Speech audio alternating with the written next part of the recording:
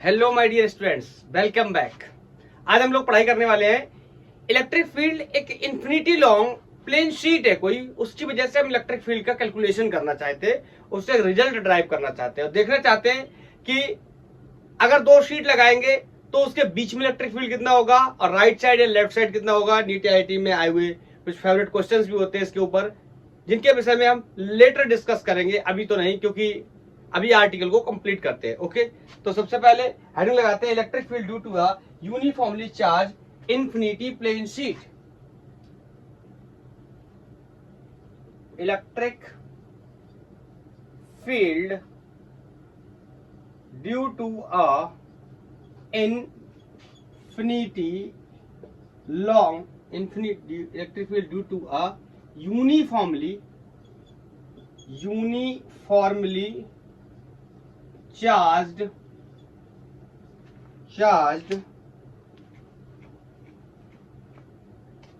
infinity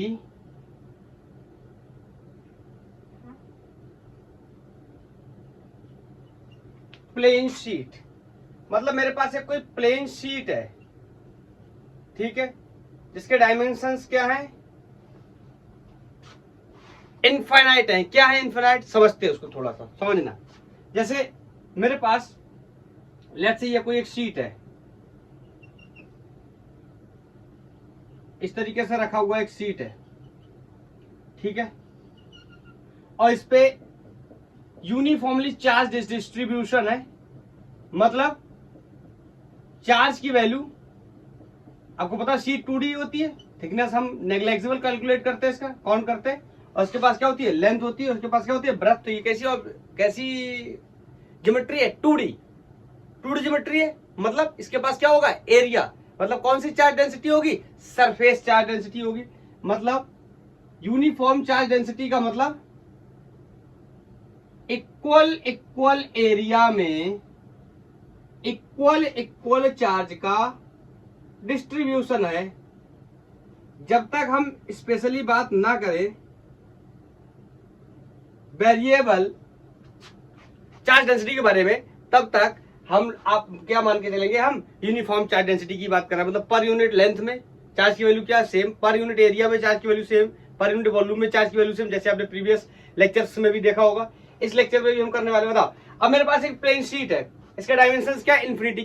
किस तरीके से इन्फिनिटी, ये मैं आपको पहले बता दे रहा हूं। जैसे मैं यहां से गया इस प्लेन शीट से, लेट्स से कोई एक्स डिस्टेंस यहां पे गया, मुझसे कहा गया यहां पे बताओ कितना इलेक्ट्रिक फील्ड होगा। तो सबसे पहले तो मुझे ये समझना होगा ये शीट किस तरीके से रखा हुआ है। ये शीट इस तरीके से रखा हुआ नहीं, अगर आप समझ रहे हैं, ये बोर्ड पे इस तरीके से रखा हुआ नहीं, ये इस तरीके से रखा हुआ शीट है। क्लियर, ये पेपर है, ये शीट है, इतनी दूर से विजुअल होगा, नहीं तो मैं पास से आके दिखा देता हूं। ये इस तरीके से रखा हुआ पेपर है, इस तरीके से रखा हुआ पेपर है।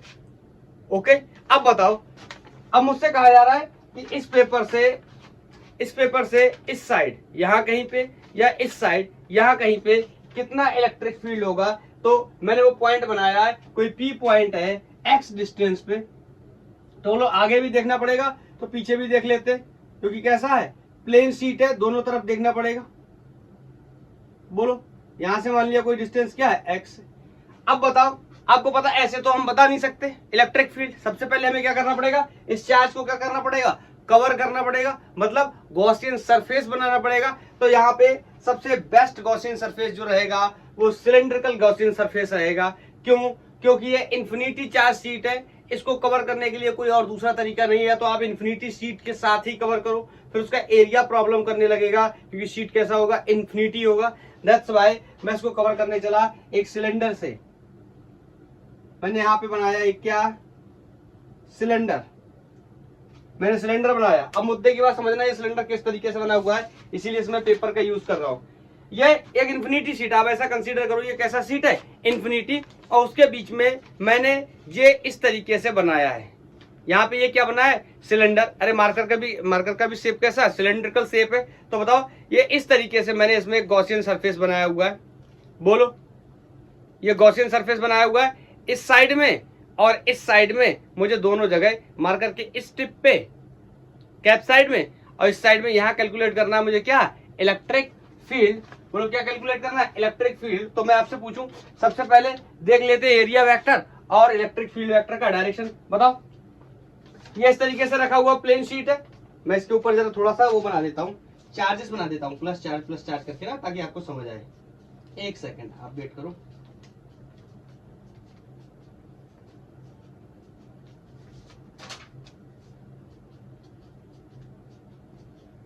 कुछ लोग सोच रहे होंगे पता नहीं कहाँ चला गया, लेक्चर छोड़ गया। अरे भाई कहीं नहीं गया हूँ, आपका एक्सप्लेनेशन ज्यादा क्लियर हो जाए इसलिए कुछ कर रहा हूँ। देखो इस तरीके से मैंने बना दिया, ये यूनिफॉर्मली चार्ज डिस्ट्रीब्यूशन है सीट के ऊपर, और इस तरीके से मैंने इसमें क्या डाल दिया, मार्कर। बोलो ये मार्कर का मतलब क्या है, मैंने क्या बनाया, गॉसियन सरफेस, जो कि कैसा है, सिलेंड्रिकल है। तो बताओ यहाँ से फील्ड लाइन, यही बताने की कोशिश कर रहा था, फील्ड लाइन की डायरेक्शन कुछ इस तरीके से होगी, या फील्ड की डायरेक्शन कुछ इस तरीके से होगी, क्योंकि पॉजिटिव चार्ज है। बोलो यूनिफॉर्मली डिस्ट्रीब्यूटेड चार्ज है, इससे फील्ड लाइन ऐसे निकल रहे होंगे, या बैक साइड में इस तरीके से निकल रहे होंगे। बोलो क्लियर है। तो यहाँ पे बताओ, और आपको पता है एरिया वेक्टर नॉर्मली आउटवर्ड या परपेंडिकुलरली नॉर्मली आउटवर्ड या परपेंडिकुलर आउटवर्ड एक ही बात होती है, तो आप ऐसे समझ सकते हो। ये ऐसे रखा हुआ है, तो बताओ इसका एरिया कैसा होगा, परपेंडिकुलर आउटवर्ड। तो ये हो गया इसके एरिया का डायरेक्शन इस जगह पे, मतलब एंगल कितना हो गया, 0 डिग्री। किस किस के बीच में, एरिया और इलेक्ट्रिक फील्ड के बीच में। यहाँ पर देखने जाओगे ऑफकोर्स ये होगा क्या, एरिया का डायरेक्शन, यही होगा किसका, इलेक्ट्रिक फील्ड का डायरेक्शन। तो एंगल कितना होगा, 0। किसी इस सरफेस पे मान लो इस जगह पे कैलकुलेट करने गए, तो यहाँ पे कोई डी ए एरिया काटा, बोलो इस डी ए एरिया का डायरेक्शन ऐसे ऊपर की तरफ, और इलेक्ट्रिक फील्ड का डायरेक्शन ऐसे बनाता हूँ, इलेक्ट्रिक फील्ड का डायरेक्शन कुछ इस तरह। बोलो बोलो बोलो क्लियर। ऐसे ही यहाँ पे अगर काटने गया तो इस डी ए जो एरिया है इसका डायरेक्शन इस तरीके से परपेंडिकुलर आउटवर्ड, और यहाँ पे ये हो गया इलेक्ट्रिक फील्ड का डायरेक्शन। अरे समझ रहे हो ना, इलेक्ट्रिक फील्ड का डायरेक्शन तो हर बार में ऐसे ही रहने वाला है। इसको देख के, इस बोर्ड पे देख के कंफ्यूज मत हो ना, ये paper, this sheet is not fit like that, this sheet is resting like this. Okay, तो बताओ यहां से इस तरीके से फील्ड लाइन ही निकलने वाली है हर बार में। बताओ इधर ऐसे आगे की तरफ, इधर ऐसे पीछे की तरफ, इसीलिए मैंने फील्ड लाइन यहाँ पे कैसे बना, ऐसे आगे की तरफ, ऐसे आगे की तरफ, या पीछे की तरफ भी बना सकते हो। तो डोंट कंफ्यूज कि यहाँ पे अंदर की तरफ हो जाएंगी या ऊपर की तरफ हो जाएंगी, क्योंकि ये शीट जो है ये इस तरीके से रखा हुआ है। बोलो क्लियर क्लियर। तो अगर मैं आपसे बोलूं कितने सरफेसेस, आप मान लो 3 या 4 सरफेसेस है, मान लो ये सरफेस 1 है, 1 2 है, ये 3 है, 1 4 है, तो मान लेता हूँ 1 2, ये एक ही मान लो, इन दोनों को एक ही बात है, 3 और 4। तो सिंपली मैं आपसे एक बात बोल सकता हूँ कि इस वाले की वजह से, इस वाले की वजह से तो फील्ड क्या होने वाला, सॉरी फ्लक्स क्या होने वाला, 0। तो फील्ड भी क्या होने वाला, 0। अरे बोलो E vector dot D A vector, तो E D A cos theta, और कॉस थीटा कितना हो जाएगा, 90। कॉस थीटा की 90 की वैल्यू कितनी होती है, कॉस 90 की वैल्यू 0 होती है। तो यहाँ पर भी फ्लक्स कितना हो गया, 0, या फील्ड कितना हो गया, 0। यहाँ पे भी फील्ड कितना हो गया, 0। लेकिन यहाँ पे ई डी ए कॉस थीटा कितना, 0। यहाँ पे फील्ड आने वाली है। बोलो बोलो बोलो बोलो। तो मैं लिख सकता हूँ कि जिन दोनों की वजह से आती, इन्हीं की वजह से लिख देता हूँ। तो बोलो इधर ई vector dot D S vector, let's say क्या नाम रखा है, क्या नाम रखा है, इसका फर्स्ट रखा है, इसका सेकंड रखा है, इसका थर्ड रखा है, इसका फोर्थ रखा है। तो ये थर्ड की वजह से, और ये फेस फोर्थ की वजह से, E dot D S will be equal to enclose charge per unit epsilon not, या ये किसके बराबर हो जाएगा, फ्लक्स के बराबर। एक बार विजिबिलिटी चेक कर लेता हूँ। ओके नो प्रॉब्लम, ठीक है। तो अब यहाँ पे ये क्लियर है ना, तो ये यहाँ पे जरूरत पड़ेगी तो हटा दूंगा थोड़ा बहुत, ठीक है। तो बोलो ये कितना होगा, E D S cos theta, एक बार लिख दूं क्या, ई डी एस या डी ए जो भी मानना है, डी ए ले लेता हूं, क्या फर्क पड़ता है, D A cos 0 third surface के लिए, सर क्लोज, ये इसका मतलब तो समझ में आता ना, बता चुका हूं, क्लोज इंटीग्रल है ये, उस सरफेस का इंटीग्रेशन कर रहे हैं जो कैसा है, क्लोज है, cos 0 enclose charge per unit epsilon not. आपको पता है यहाँ से ये दूरी जो ले रखी मैंने डिस्टेंस, ये कैसी है, फिक्स, ये डिस्टेंस भी कैसी है, फिक्स। तो यहाँ से इलेक्ट्रिक फील्ड भी क्या होगा, फिक्स। इसको निकाल लिया बाहर, अंदर बचा डी ए, यहाँ पर भी इलेक्ट्रिक फील्ड निकाल लिया बाहर, अंदर बचा कौन, D A will be equal to enclose charge per unit epsilon not. यहाँ ये बोलो डी ए क्या हो जाएगा, ए। और हर बार मैं अलग अलग जगह में इसकी अलग अलग वैल्यू लिखता था, जैसे कहीं पे लिख देता था 2 pi R L in case of cylinder. आगे चल के स्पेयर्स के केस में कुछ अलग लिखूंगा, यहाँ क्या लिखने जा रहा हूं, ए। समझना क्यों, यहाँ पर भी डी ए क्या हो गया, ए। देखो ये एक प्लेन शीट है, ठीक है, ये प्लेन शीट है और इसके एरिया के बारे में मुझे नॉलेज नहीं है। बोलो आप कहोगे आपने कहा था सर इस बार हमेशा यहाँ पे वो वाला एरिया लेते हैं जो गॉसियन सरफेस का एरिया होता है, बिल्कुल, तो दोनों तरफ आप एरिया के लोगे सेम तो भी बात वही आ जाएगी। इसीलिए मैंने इसको क्या कर दिया, एक जनरल एरिया कर दिया। क्या वैल्यू क्या लिख दी, ए। इसको एक्सपेंड नहीं किया मैंने, किसका एरिया, कैसा एरिया, क्यों एरिया, सिंपली मैंने क्या रख दिया ए, क्योंकि एक इन्फिनिटी शीट है तो जो भी डायमेंशन क्वेश्चन हमसे डिमांड करेगा वो वैल्यू यहाँ पे डाल देंगे। बोलो कितना हो जाएगा, 2a बोलो। और चार्ज डेंसिटी का अगर यूज करूं तो कौन सी चार्ज डेंसिटी है, सरफेस चार्ज डेंसिटी है, जिसकी वैल्यू कितनी होती थी, surface charge density sigma equal to charge per unit area, तो sigma into area upon epsilon naught. बोलो, अरे यार साइड में लिख दूं क्या, यहाँ पे देखो sigma equal to charge per unit area, तो charge equal to sigma into area. विजुअलिटी चेक कर लो, यस विजुअल है। बोलो तो यहां से एरिया क्या हो गया, मर गया, यहाँ पे गड़बड़ हो गया, ये 2EA, अरे ई भी तो है, तो ये एरिया से एरिया मर गया। और यहाँ से इलेक्ट्रिक फील्ड की जो वैल्यू आई ना, यहाँ ऊपर लिख देता हूँ, इलेक्ट्रिक फील्ड की वैल्यू बहुत ही सरप्राइजिंग आने वाली है इस बार मेरे लिए, that is sigma upon 2 epsilon not. ये क्या हुआ, हर बार में तो ग्राफ बनाते थे प्रीवियस लेक्चर में, इस बार ग्राफ की जरूरत ही नहीं पड़ने वाली। बोलो बोलो बोलो बोलो क्यों, क्योंकि electric field due to infinity sheet is independent of, बोलो किसका, डिस्टेंस का, या does not depend of distance. बोलो डिस्टेंस पे डिपेंड ही नहीं करता। इसका मतलब ऐसे समझते हैं, यहाँ बोर्ड पे शायद कम समझ आएगा इसकी वजह से। इसका मतलब अगर मैं फील्ड निकालूं यहाँ पे तो भी यही आएगा, यहाँ पे किसी भी जगह पे, या बैकवर्ड में यहाँ निकालूं, हर जगह फील्ड की वैल्यू क्या आने वाली है, सेम। क्योंकि इलेक्ट्रिक फील्ड का जो फंक्शन है उसमें डिस्टेंस का रिलेशन मौजूद ही नहीं है। इलेक्ट्रिक फील्ड यहाँ डिस्टेंस पे डिपेंड ही नहीं करता है, यहाँ पे फिक्स डिस्टेंस आने वाला। अब मेरी एक बात समझना, ये जो इन्फिनिटी शीट है ना, इसका मतलब क्या है बताओ। अगर मैं तुमसे कहूं मैं एक कोई ऑब्जेक्ट ले लेता हूं बहुत छोटा जो यहाँ पे खड़ा है, लेफ्ट से, एक सेकंड के लिए समझना, मैं यहाँ पे शायद बनाऊं तो यहाँ दिखाई ना दे, तो यहाँ पे मैं चेक कर लेता हूँ एक बार कितना दिख रहा है कितना नहीं दिख रहा है। जैसे मान लो मैंने यहाँ पे ये डॉट एक बनाया ना मैंने, बताओ इस डॉट के लिए ये पूरी शीट कैसी, इन्फिनिटी। आप अपनी आंख रख लो यहाँ पे, जहां तक देखोगे आपको क्या दिखाई देगी, शीट। नहीं समझ में आता तो ऐसे समझो, ये बोर्ड है, अगर मैं अपनी आंख बोर्ड पे रख लूंगा ऐसे करके, तो बताओ मैं जहां भी देखूंगा मुझे बोर्ड दिखाई देगा, जिधर भी देखूंगा मुझे क्या दिखाई देगा, बोर्ड ही दिखाई देगा। इसका मतलब इन्फिनिटी का मतलब ये जरूरी नहीं कि उसके डायमेंशन ही इन्फिनिटी हो, मैंने बहरहाल बना दिए यहाँ पे। इन्फिनिटी का मतलब ऑब्जेक्ट का जो ऑब्जर्वर है उससे भी डिपेंड कर सकता है। मतलब मैं जहां से देख रहा हूं मुझे इस सीट का ही डायमेंशन दिखाई दे रहा है, तो भी तो इन्फिनिटी हो गया कि नहीं हो गया, बोलो। ये क्या बोल रहे हो सर, अरे भैया मैं मान लो मैं बहुत छोटू सा हूं, मैं बिल्कुल एक छोटू सा हूं और यहाँ पे बैठ गया, तो जब मैं यहाँ से बैठ के देखूंगा ना तो मेरे लिए दुनिया ही क्या है, सीट है। मेरे आगे सीट, मेरे पीछे सीट, मेरे ऊपर सीट, मेरे नीचे सीट, जहां पर भी देखूंगा सीट ही है।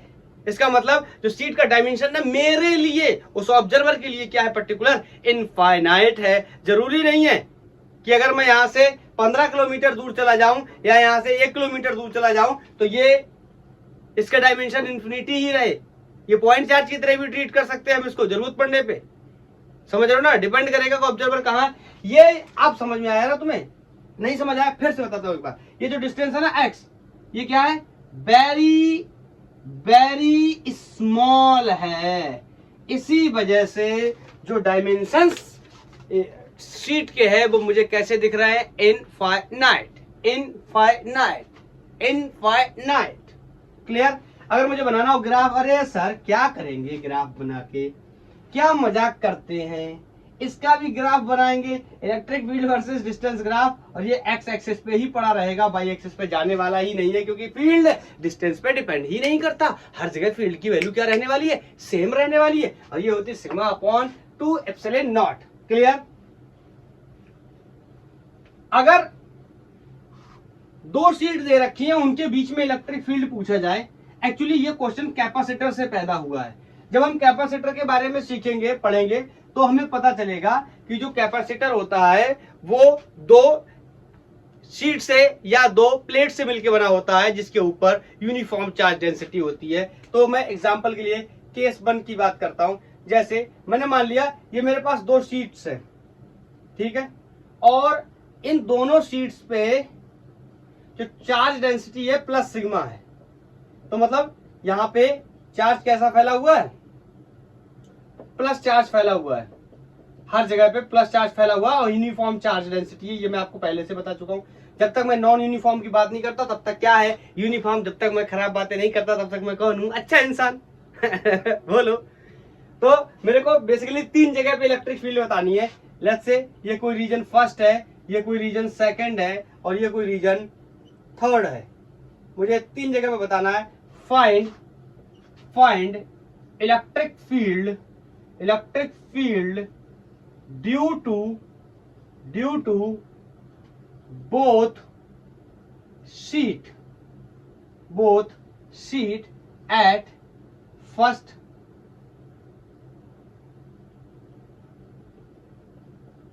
Second and third. इन तीनों पॉइंट्स पे बताना है। वेरी सिंपल है, चलो देख लेते हैं। बोलो। सबसे पहले मैं यहां से शुरू करूं, किसी को कोई प्रॉब्लम तो नहीं। बोलो। यहां पे मैं आया, मैंने रखा क्या टेस्ट चार्ज। आपको बताया मैंने इलेक्ट्रिक फील्ड की डायरेक्शन निकालने के लिए हम क्या करते हैं, टेस्ट चार्ज का यूज करते। बोलो। ये वाला चार्ज, कोई भी चार्ज, इसको ऐसे क्या करेगा, रिपल।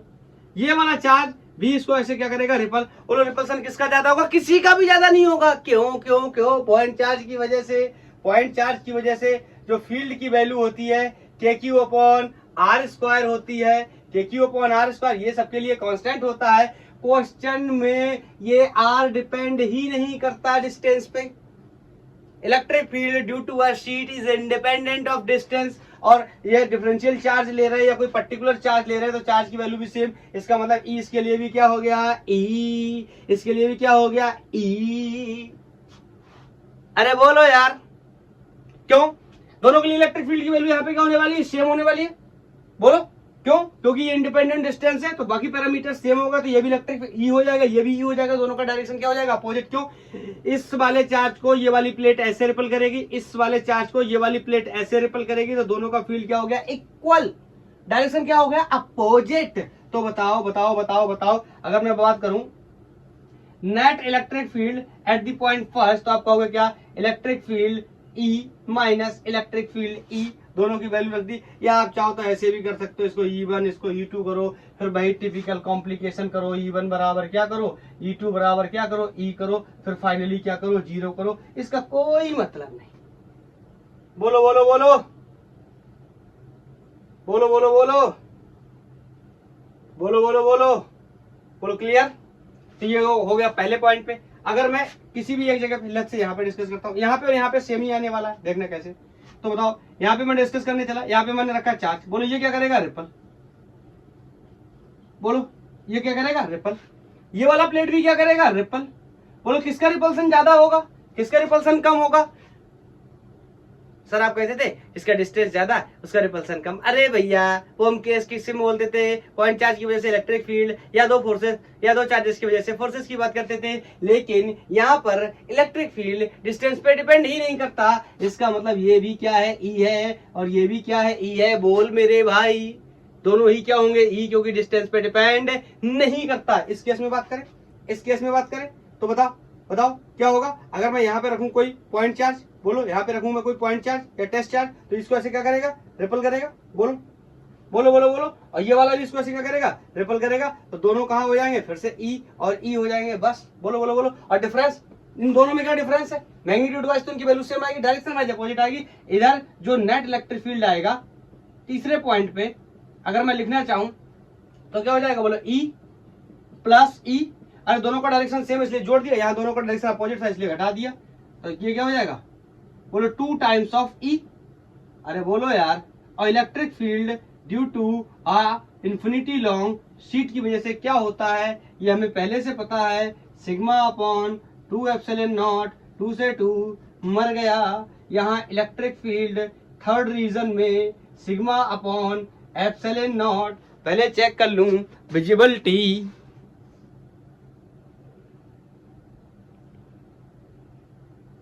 बोलो क्लियर है। तो वैल्यू अब यहाँ पे अगर डायरेक्शन की बात करूं तो इस पर्टिकुलर क्वेश्चन को देख के यहाँ बोल सकता हूँ राइट साइड इसका डायरेक्शन आएगा। बोलो कितना हो गया, सिग्मा अपॉन एप्सिलॉन नॉट। ये कैपेसिटर के बीच में भी, कैपेसिटर के केस में भी आने वाला है। बोलो अगर मैं यहाँ पे कैलकुलेट करूं तो यहाँ पर भी वैल्यू क्या होने वाली, सेम। हो क्या थर्ड लिख दिया, कोई बात नहीं, तो ये थर्ड ही मान लो। अरे इसको थर्ड कर लो यार, क्या ही फर्क पड़ता है, सेकंड कर दो, क्यों परेशान हो। तो electric field, net electric field second point पे कितना हो जाएगा, बोलो electric field due to this plate E plus electric field due to this plate E। या आप चाहो तो ऐसा कर लो, दोनों का डायरेक्शन कैसा है, नेगेटिव एक्स की तरफ है, तो यहाँ पे आप चाहो तो माइनस लगा लो, यहाँ पर भी माइनस लगा लो। माइनस का मतलब इलेक्ट्रिक फील्ड का डायरेक्शन कहाँ है, लेफ्ट साइड या नेगेटिव एक्स में, लेफ्ट साइड या नेगेटिव एक्स में। तो यहाँ पे E equal to minus 2E।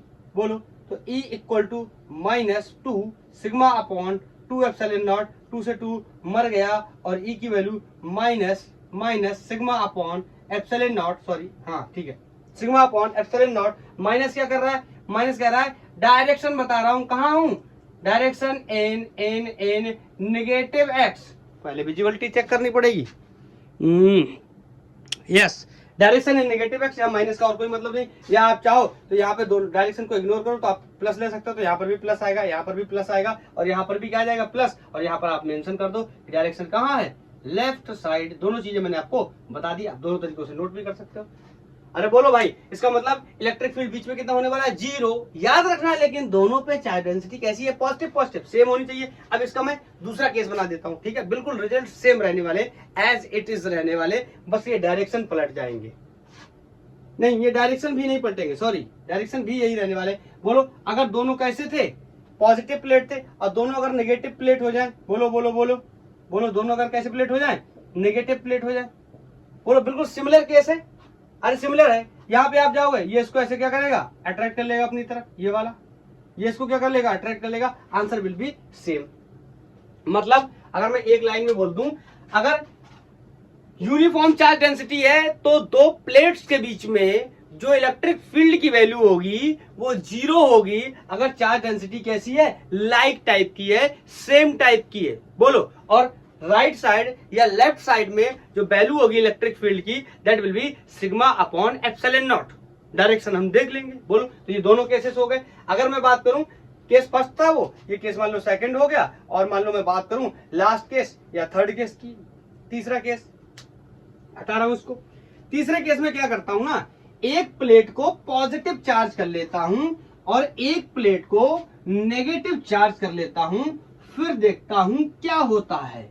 तो लेट्स से कि मेरा एक प्लेट पॉजिटिवली चार्ज है और एक प्लेट नेगेटिवली चार्ज है। एक सेकंड में थोड़ा सा चेक कर लूं मोबाइल वगैरह, ठीक है, ओके। तो यहाँ पे लेट्स से ये पॉजिटिव चार्ज है, ये पॉजिटिव प्लेट है, और ये नेगेटिव प्लेट है।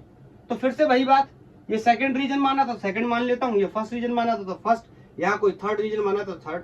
फिर से क्वेश्चन सेम है, फाइंड द इलेक्ट्रिक फील्ड, फिर से लिख दूं क्या, find electric field, value of electric field eight तीनों जगह पे बताना है, first, second and third. Okay, तो बताओ, फिर से लाऊंगा क्या, टेस्ट चार्ज। यहां पे लाया क्या, टेस्ट चार्ज। बोलो, ये क्या करेगा, अट्रैक्ट, ये क्या करेगा, अट्रैक्ट, ये क्या करेगा, रेपल।